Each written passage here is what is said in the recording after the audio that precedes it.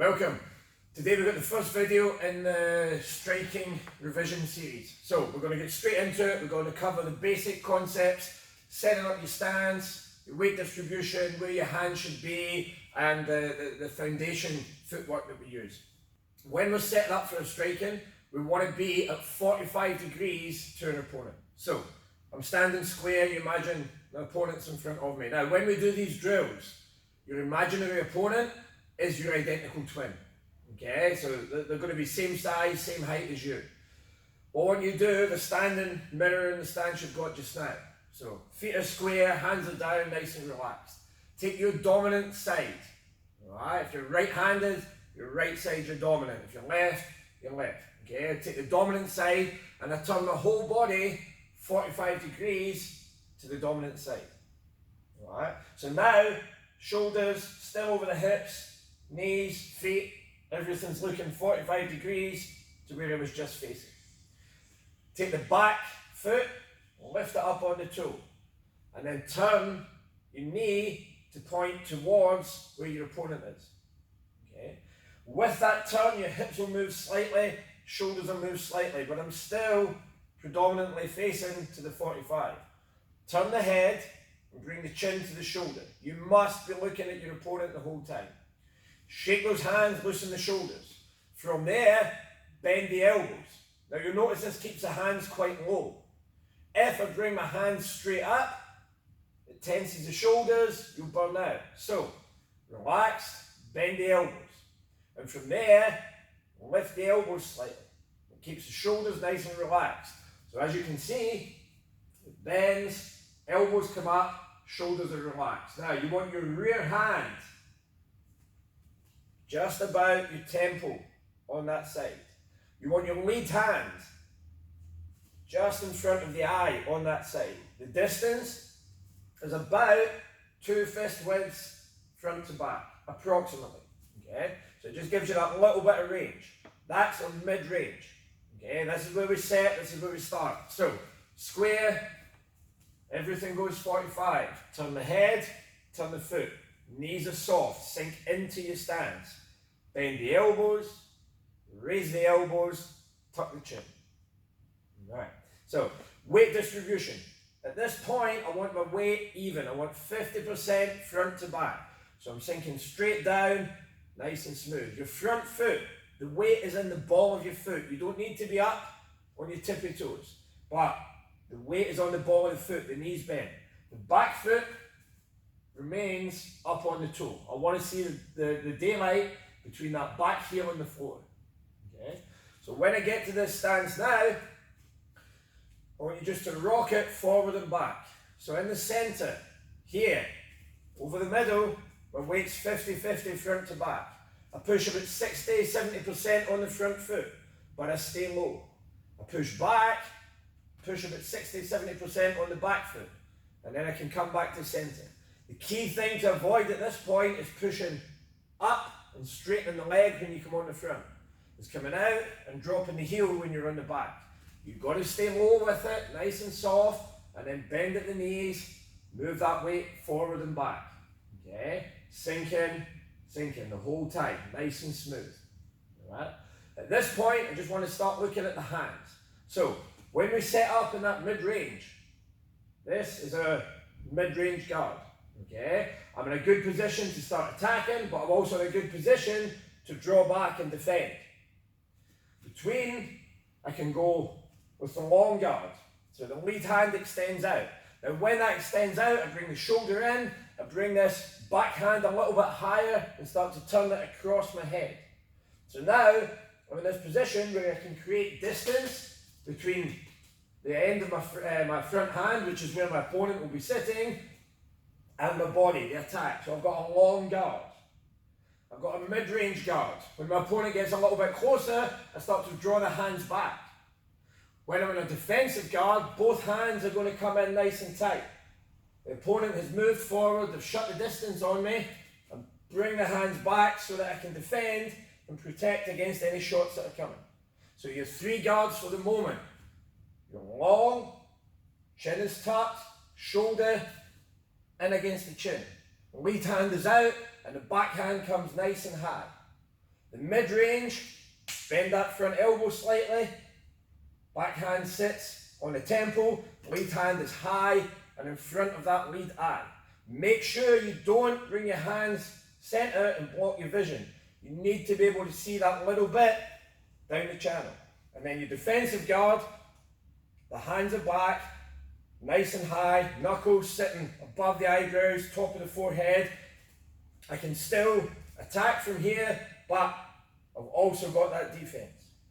Okay, so we've got a stance set, 45, turn the chin. We've got a weight distribution. I'm sinking into the stance, forward and back. Back heel is off the floor, front foot, weight is in the ball of the foot. And the guard, you can play between the long, the mid, and the short range. Okay? Next part we're going to look at is the head movement. It's critical when you're striking that you're not a sitting duck. You're not a target that can be easily picked. Landing shots is only half the battle. You've got to make sure that you're as difficult as you can be to get hit. Alright? So, head movement is key.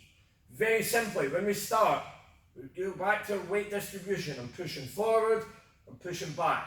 Pushing forward, pushing back.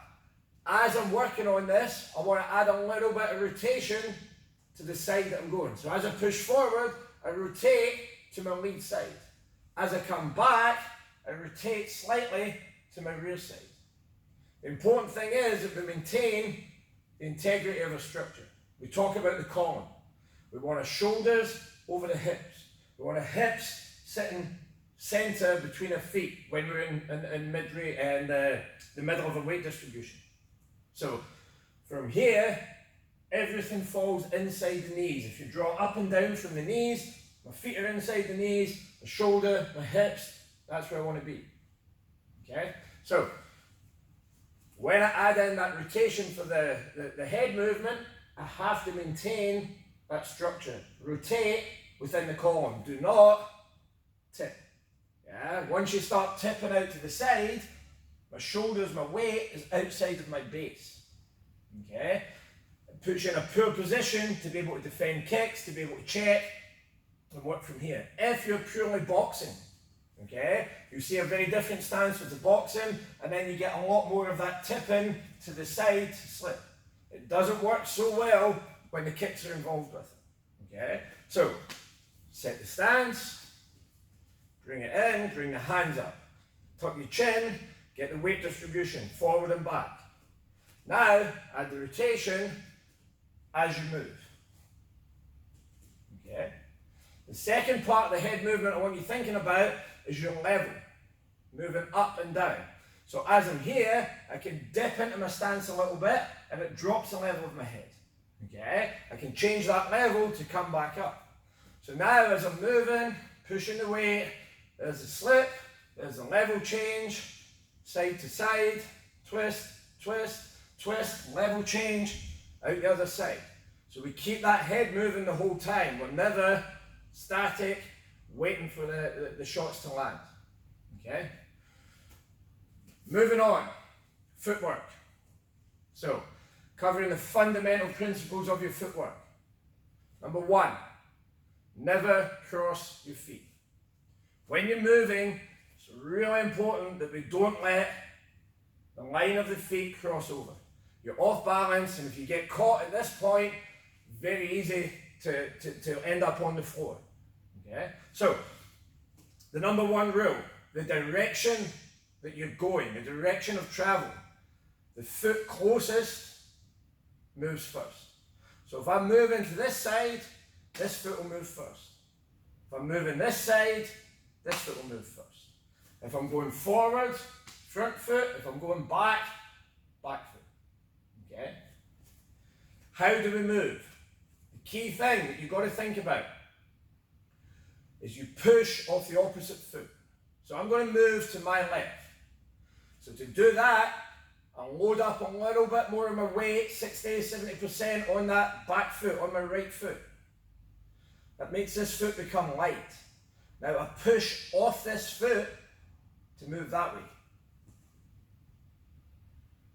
The back foot, the trailing leg, covers the same distance as the lead leg moved. Always. Whatever distance one foot moves, the second foot follows. If I want to return this way, now I'll load up on that front leg. This leg becomes a little bit lighter. I push off the left and move to my right, and I bring that left back in. It keeps the stance, it keeps the integrity of your whole base and the column structure. And it also means it's much less adjustment after each step to reset your feet. Now, you're not going to always get it perfect, that one step, and you're back in stance. So take the step, follow, and adjust. Take the step, follow, and adjust. Whatever that adjustment is, it should be small, but take the time to make that adjustment. When I go back, I load the front leg, push off the front, slide. As soon as this foot touches the floor, the trailing leg follows. Same moving forward, put the weight on the rear leg. As soon as it touches the floor, trailing leg follows. So I can take that step, and adjust. If I want to move to the side, step, and adjust. Step, adjust. Moving forward, and adjust. Moving right, and adjust. Add to that, the basic steps are your diagonals. Now, on the basic part of it, the diagonals will be forward to your lead side, back to your rear side. Easy to remember. Same principle, load it up and take the foot on the 45 degrees, slide in. Load it up, take the foot back, 45 degrees, and slide. And you'll notice that every time as I come in, there, adjust. You have to be back in stance. Move, adjust. Okay? So that's our basic principles of footwork for forward, back, left, right, and our diagonals. If we don't have the stance set, we don't have the weight distribution set, you're going to find that very difficult. So go back, revisit the stance, revisit the weight distribution to get that piece correct. The last part of the footwork we're going to look at just now is the pivot. Okay? So the pivot is when I want to turn around the corner. Again, same principle. The direction you're going, that foot moves first. This is where it becomes very easy to cross the legs over. So if I'm going to pivot to my lead side, I take a step on the 45 here. The back leg has to swing around, but I have to stop before I cross the line of the back foot. And then that lead foot will pivot and turn, and here I am. Back in stance, 45 degrees. So from here, if I'm pivoting to the lead side, lead leg. So load up on the back, make this leg light. Step on the 45. Back leg's going to pivot, front leg turns. When you swing that back leg, avoid going too far. What it looks like if you overdo it is I come here, I swing this back leg round, and then watch what happens when I pivot on the front. Now I'm stuck in a very linear stance. Okay? So you've got to keep that little bit of width. Step, pivot, reset. To go to the rear side, it's a smaller step, but I want to take that rear foot and step round as though I'm on a circle. So I turn the foot in as a step. Now, if you pause at this point, it's going to feel quite awkward. My legs are square, my back foot's turned in. But remember, as soon as this foot touches, the trailing foot has to move. Bring it across, turn, and adjust. And there I am, back in stance. So the lead side, go on the 45, swing the back foot, pivot on the front. The rear side, step on the circle, slide the front foot, turn. Step, turn. Step, shorten the stance, turn. Add that to your forward, your back, your left, right. 45 in, 45 out. Pivot on the lead, pivot on the rear, the whole time, adjusting, resetting, stance, head movement. Fairly in-depth revision of stance, weight distribution, your guard range, your head movements, your slips and your level changes, and your fundamentals of your footwork. Work on that, refresh yourself with it, revisit each part of the video, work on the pieces that you struggle most with, and from there, you'll build yourself a solid foundation on which will grow the striking.